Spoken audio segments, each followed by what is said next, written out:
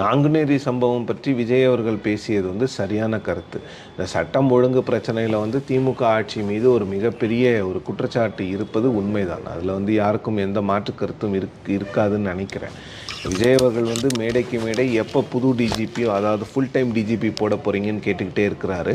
அதை வந்து வேறு எந்த பெரிய அரசியல் கட்சியும் அதை பற்றி மேடைக்கு மேடை பேசுவதாக கூட நான் பார்க்கல. பட் விஜய் அவர்கள் பேசுகிறார் அப்படின்னும் போது அதை பாராட்டணும்.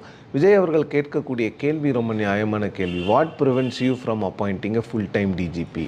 அப்போ தமிழ்நாடு அரசு வந்து சட்டம் ஒழுங்கு பற்றிலாம் கவலைப்படாமல் தமிழ்நாடு அரசு செய்யக்கூடிய ஒரே விஷயம் என்னன்னு பார்த்திங்கன்னா, அவங்க வந்து அவங்களுக்கு தேவையான ஒரு ஆஃபீஸர் வந்து அவருக்கு டைம் வர்ற வரைக்கும் மற்ற எல்லா ஆஃபீஸர்ஸையும் டிஜிபி பொறுப்பு, அதாவது இன்சார்ஜ்லேயே வச்சுக்கிட்டு அவங்க எல்லாம் ரிட்டையர் ஆன பிறகு அவங்களுக்கு தேவைப்பட்ட அந்த ஆஃபீஸருக்கு வந்து அந்த பொறுப்பை கொடுக்கணும்னு பார்க்குறாங்க.